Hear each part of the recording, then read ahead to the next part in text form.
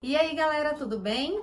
Olha só, nesse vídeo eu vou falar um pouquinho sobre a minha carreira na engenharia, sobre o curso, sobre como eu ingressei, por que eu escolhi e o que eu fiz até hoje na carreira de engenheira. Se você tem dúvidas sobre o tema, não perca tempo e vem comigo. Vamos lá! Mas agora eu tenho um pedido mega especial. Se você tá gostando do conteúdo, curta, compartilhe, não deixe de se inscrever agora no canal. E olha só o que eu tenho para hoje. É uma convidada mega especial. Ela que é linda, loira, olhos Obrigada. verdes ou azuis? Azul. Azuis. Tem 17 anos e tá aqui comigo para compartilhar, pra gente trocar algumas ideias sobre as dúvidas que ela tem de engenharia. Muito bem-vinda, Gabriela Camargo. Obrigada, Gisele. Eu quero que você se apresente pra gente, fale um pouquinho de você, né? Você tá falando que tá no terceiro ano, mas você é maquiadora, já tem alguns movimentos aí, né, no seu perfil do Instagram. Inclusive, gente, ela que fez, ó, essa make maravilhosa hoje, que vocês podem acompanhar. A gente vai postar isso também no Instagram, no meu perfil, no perfil dela. Fala um pouquinho de você pra gente. Então, eu sou a Gabriela Camargo, eu tenho 17 anos e eu comecei a maquiar quando eu tinha mais ou menos 14. É uma coisa bem difícil de eu falar, porque eu fui percebendo há pouco tempo que o motivo de eu ter entrado no mundo da maquiagem foi pra fugir da depressão. E foi uma coisa que me ajudou bastante, porque foi uma terapia. Eu comecei com 14 anos e tô até hoje. Ano passado foi meu boom, mas como esse ano eu tô no terceiro ano, não tem como eu me dispor pra maquiagem. Mas eu sou completamente apaixonada, eu maquio profissionalmente, noiva, debutante, madrinha, todas as pessoas interessadas no meu trabalho, né, me procuram no Instagram. Eu direto fico postando foto. E eu também falo muito de caneta, porque eu sou apaixonada em caneta. Lá, é muito aleatório o meu Instagram. Bem versátil, né? Então vocês vão ver lá maquiagem, canetas e agora alguma coisa sobre engenharia, quem sabe? Eu resolvi procurar a Jaciele porque eu tô no terceiro ano e pra quem tá assistindo e já passou por isso sabe que é um momento de desespero, principalmente pra mim que sou muito desesperada. Eu sempre falei em fazer engenharia, mas depois que eu descobri o mundo da maquiagem, eu fiquei, gente, será que eu quero ser isso? Será que eu... Aí você fica naquela dúvida. Aí todo mundo, mas você tem dom pra isso? Eu, gente, mas meu sonho é me formar. E a minha avó que embutiu esse sonho em mim, sabe, de fazer engenharia elétrica. Era muito pobre e quando ela foi fazer faculdade, ela não tinha dinheiro para se bancar numa faculdade de engenharia civil. Então foi uma coisa que ela guardou para ela e me apresentou, porque eu sou apaixonada por matemática, física e química, principalmente por matemática. Sempre fui. Desde que eu era criança, eu tinha um quadrinho de giz e eu ficava fazendo as contas doida e eu sou muito boa em matemática. E aí eu resolvi, gente, vou pesquisar. E desde então, eu só pesquisei sobre engenharia civil. Desde que minha mãe falou, eu só pesquisei sobre isso. E aí, esse ano, com todos os professores falando, você quer fazer isso mesmo? Apresentando todos os cursos, eu falei, gente, e aí, será que é isso mesmo? Aí fui pesquisar sobre outros cursos. Aí eu comecei a ficar bem confusa. Aí eu fui procurar alguém pra me aconselhar, né? Porque é difícil. Um fala, quem nem conhece de mercado tá falando de mercado. Quem nem conhece de engenharia tá falando de engenharia. E aí, pra gente que é estudante, principalmente vestibulando, fica muito confuso. Porque, cara, a gente tem que decidir o que é que a gente quer agora, porque não dá pra decidir só lá na hora do Enem, porque eu não vou fazer só Enem, vou fazer outros vestibulares. Então, eu não sei se eu sou a pessoa indicada para te responder e te orientar se você faz ou não faz engenharia. O intuito da nossa conversa, né, não é exatamente esse. Você vai, com certeza, filtrar o que for bom para você, o que você achar que é interessante e tomar a sua decisão. Eu vou falar um pouco da minha experiência. É bom saber, é bom ter esse contato com quem é, porque, por exemplo, contato com professores eu tenho, mas é bom ter o contato com o engenheiro, porque eu tenho certeza que um engenheiro, ele vai me saber, mesmo que ele trabalhe em área diferente, igual você atua há quantos anos? Já há 10 anos.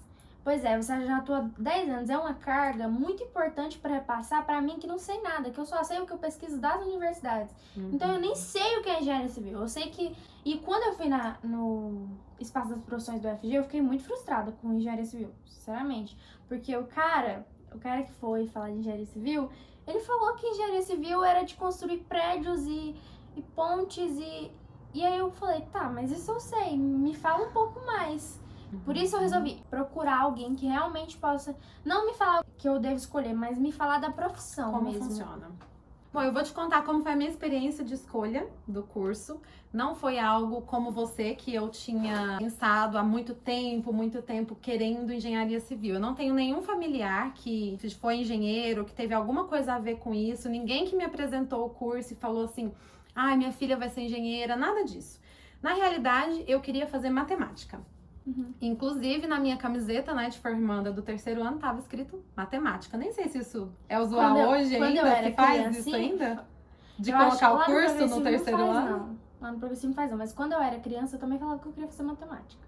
Então aí foi o meu primeiro passo. Mas há muito tempo eu queria fazer matemática e eu queria ser professora. Eu sempre gostei de falar, de ensinar. Sempre nas minhas turmas eu tinha uma certa facilidade muito grande com matemática também, com a área de exatas. Então eu sempre ajudava meus colegas, né, de turma na matéria, principalmente de matemática. Então isso foi crescendo em mim, essa vontade de ensinar. E o gosto pela matemática, então eu só via matemática. No terceiro ano, escrito lá matemática ainda, eu conheci o Thiago, que era meu namorado na época. A gente começou a trocar algumas figurinhas sobre isso. Mas até então, minha cabeça ainda era matemática. Tanto que eu prestei vestibular para a UFG no final do terceiro ano, fiz o Enem, prestei vestibular e não passei. E foi bem frustrante para mim, porque eu estudava muito.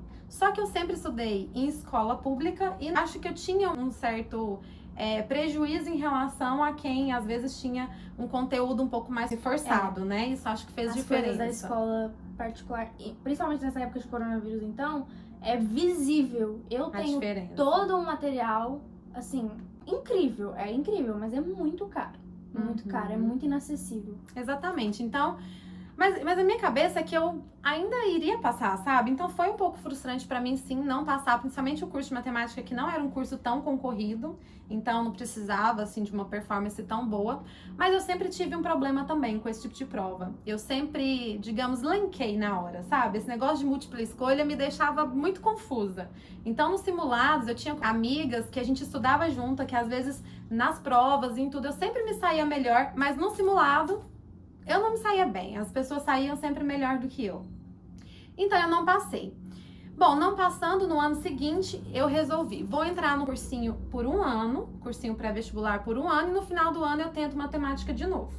Assim eu fiz, matriculei no começo do ano, só que logo depois, 1 mês, 2 meses de cursinho, eu comecei a pensar, bom, eu vou estudar um ano para prestar vestibular só lá no final do ano, e o cursinho, a matéria dele não era de 1 ano, era de 6 meses.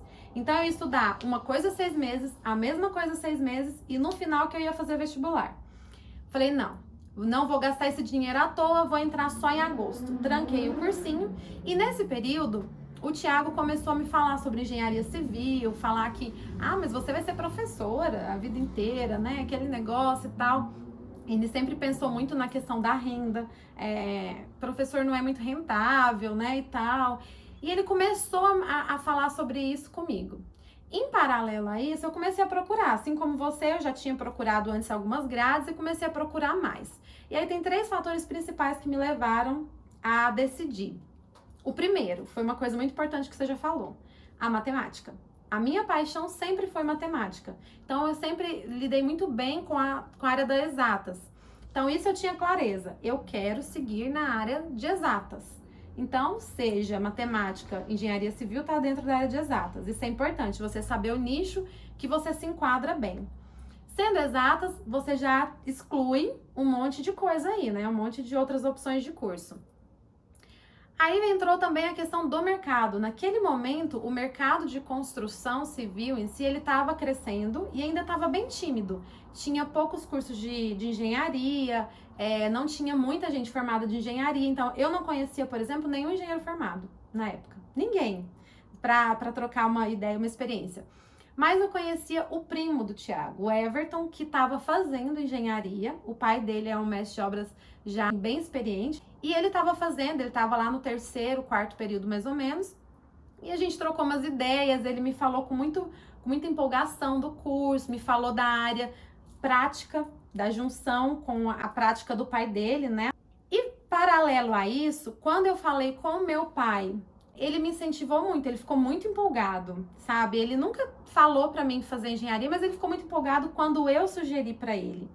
Meu pai sempre teve um raciocínio lógico muito rápido também, sempre gostou muito de matemática também, acho que ele que me ensinou a ter esse gosto, e ele se empolgou. E quando eu comentei também com o meu chefe da época, que eu já trabalhava numa empresa de esquadrias na época, ele também ficou super empolgado, porque era uma paixão dele a engenharia civil e eu não sabia. Ele tinha começado o curso e não tinha tido a oportunidade de concluir também, ele trancou o curso. Então, com todas as pessoas com quem eu conversava do assunto, me motivavam. E eu acho que mais importante que isso, quando eu conversava com as pessoas do assunto, eu sentia empolgação. Sabe, eu ficava animada. Parece que cada coisa que cada um falava não era um problema, era algo que me dava brilho, que me dava, assim, uma energia bacana. E vinculado a isso, claro, tem a questão da renda, porque sim, o engenheiro civil tem grandes possibilidades, tem uma, digamos, talvez um privilégio, uma vantagem de renda comparado a, por exemplo, a profissão de matemática que eu estava querendo seguir, né? Mas não é assim também, tá? Nós vamos falar disso depois, não é um mundo assim de riquezas. Outra coisa que eu queria falar, tipo assim, eu sou apaixonada em matemática, física, química e exatas, em geral, eu sou apaixonada assim, com todas as minhas forças. Só que depois que eu descobri a maquiagem, eu descobri um lado artístico e sensível meu.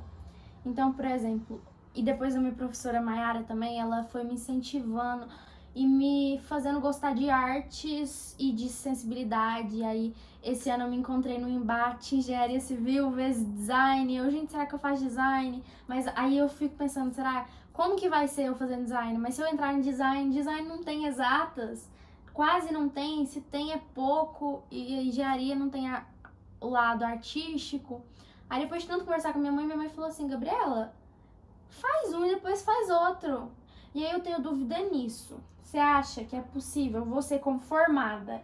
Porque a visão que eu tenho é tipo assim, que a vida vai passar assim e eu não vou conseguir. Você tem que escolher um curso só pra vida inteira e acabou.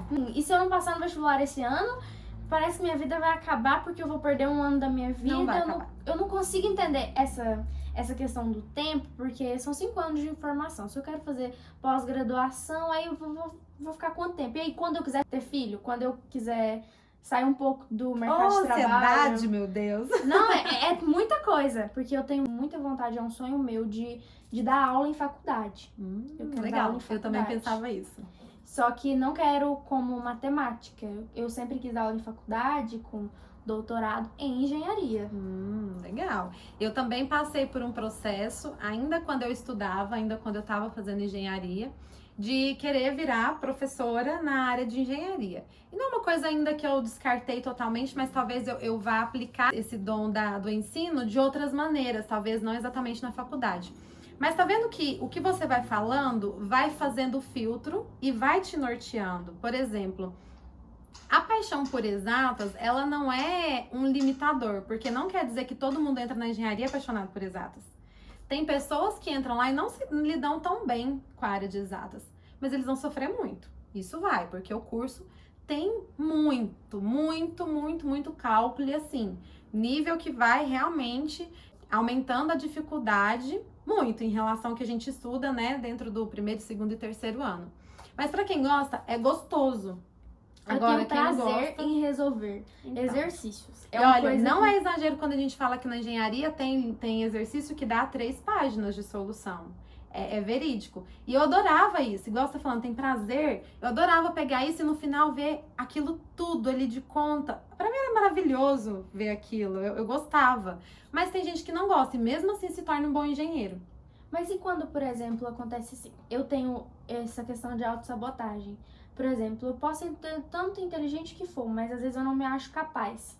Então, às vezes eu resolvo um exercício e nossa, fui muito bem, tô muito boa. Só porque aí vem uma coisa na minha cabeça e fala, não, você não pode falar isso, porque se você falar isso, você tá sendo arrogante e aí vai te prejudicar no vestibular. E como que você lidou com isso? Se você teve isso, como que você lidou com essa autossabotagem? Sim, é assim, Gabriela, eu nunca tinha parado pra pensar nesse termo de autossabotagem. Eu considero que eu sou autocrítica demais, extremamente autocrítica. Então, tipo assim, eu tenho muito orgulho do que eu faço e que vejo pronto depois que eu fiz, Mas eu não tenho coragem, por exemplo, de sair falando pra todo mundo, uau, olha só, tanto que eu sou boa, o que eu fiz e tal. Eu fico assim, não, eu posso ser melhor. Eu deveria ter sido melhor. Nossa, isso aqui eu fiz, mas eu deveria ter sido mais rápida. Nossa, isso eu fiz, mas eu errei. Eu sempre tô olhando pro meu erro. E isso, ele é um pouquinho, problema, mas eu vejo também que isso me deu êxito em várias coisas que eu fiz até hoje, sabe? Mas sabendo que a gente tem isso, a gente tem que dosar, porque impede a nossa autoconfiança. E não é ser arrogante você falar que você é boa. Se você é boa mesmo, você é boa e pronto, acabou. Não é arrogância. Quando você foi entrar na faculdade, como que você se deparou com a questão do machismo? Porque uma mulher engenheira, eu acho que 10 anos atrás. 10 anos atrás que eu 10 anos que eu atrás entrei. era foda, Na né? verdade, eu entrei há 12 ou 13 anos atrás, algo assim. Eu tô perguntando isso porque eu sempre vi na minha história, por exemplo, eu tinha um amigo que ele era muito melhor que eu. Muito mesmo. E ele acabava que era zoação, ele brincar comigo que ele era melhor que eu e eu era ruim. Porque eu era sonsa. Mas eu sei que às vezes pelo fato de eu ser mulher, tá falando isso. Mas hoje eu sou melhor. Hoje acaba que, por exemplo, minha sala, os melhores estão entre as mulheres. Na verdade, se brincar, as 5 primeiras posições são das mulheres. E, por exemplo, você entrar na faculdade de engenharia, onde o mercado é praticamente repleto de homens, como que foi você se deparar com essa repressão? Eu nunca senti, sabe, uma repressão de fato. Eu sentia que existia, sim, uma maioria masculina, mas isso, na verdade, me dava uma certa força, porque eu sabia que eu era, por exemplo, no início da faculdade, a gente tinha uma turma de 80 alunos, mais ou menos, em que desses 80, 65 mais ou menos eram homens, então 15 eram mulheres. O percentual estava muito baixo, né? Nunca me senti reprimida. Na verdade, eu sentia um pouco o contrário, porque igual você falou, a partir das primeiras provas, os primeiros exercícios ali, eu percebia que eu era realmente capaz e talvez com alguma vantagem, por exemplo, relacionada ao cálculo, à matemática em relação aos outros, isso me dava força, porque assim, eu poderia ser a minoria, mas eu era boa.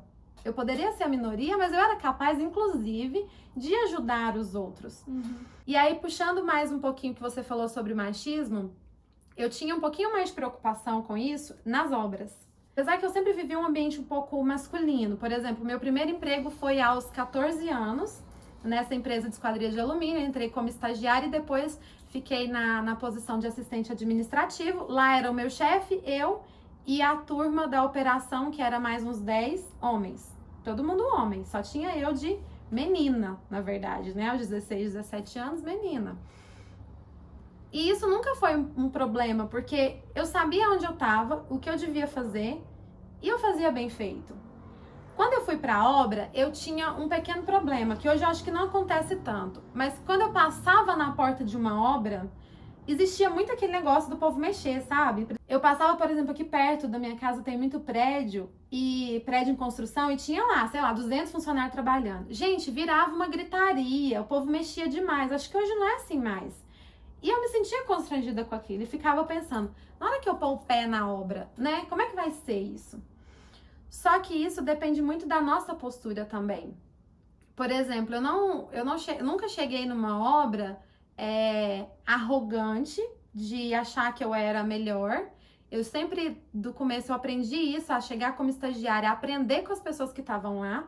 Eu olhava no rosto de todo mundo e cumprimentava todo mundo, mas eu sempre dei o respeito. Eu acho que isso foi recíproco, sabe? Eu nunca tive nenhuma falta de respeito dentro da obra. Profissionalmente, atuando como engenheira, entrando na obra, eu nunca tive nenhum problema, nada que tivesse causado, assim, qualquer constrangimento. E pegando esse gancho, quando você falou da vida, né, que você acha que vai perder a vida e tal, que não dá tempo, a gente cresce com essa consciência de que a gente tem que ir para a escola, terminar o 3º ano, entrar numa faculdade, formar, e só daí então você pode ser profissional ou pode trabalhar para ganhar dinheiro. Você já viu que a realidade não é essa, porque você já trabalha e ganha dinheiro em outra coisa. Então, hoje, a gente tem muita gente que não é formado, que não precisa de uma faculdade e ganha muito dinheiro.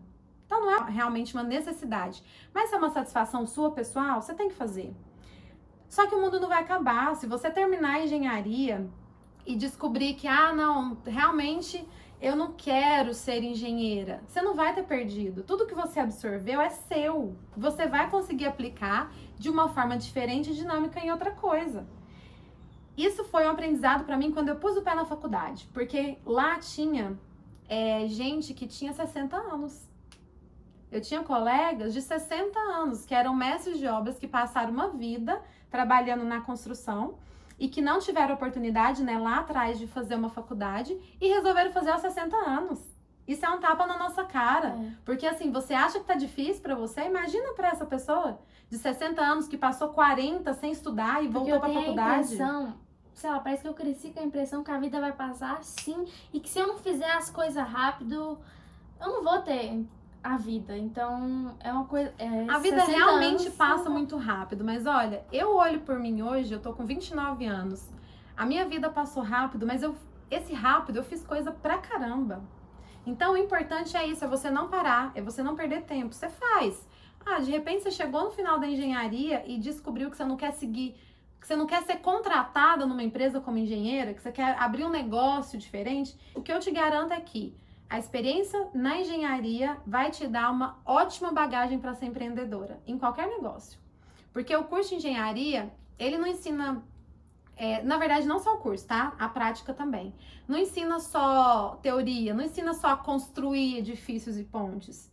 Ele te ensina raciocínio lógico, ele te ensina a solucionar problemas. Acho que a definição de engenharia, para mim, maior e melhor é essa. É solução de problemas. E aonde você não tem problema que precisa ser solucionado? É verdade. Então, você vai se tornar capacitada para isso em qualquer lugar. Então, gente, foi muito legal estar aqui. Então, vamos ajudar a Jaciele, que tá começando e tá sendo um divisor de águas. Curte, comenta, se inscreve no canal. Segue no Instagram, né? Isso aí, Instagram também. Segue no Instagram, porque acompanhar o ritmo de treino dela também é legal. Bom, então falamos um pouco sobre a escolha do curso, né? Motivadores, o que nos norteiam para escolher ou não engenharia. E no próximo vídeo nós vamos falar sobre prática, profissão, a profissão mesmo, na experiência de engenheira. Parte 2. Isso aí.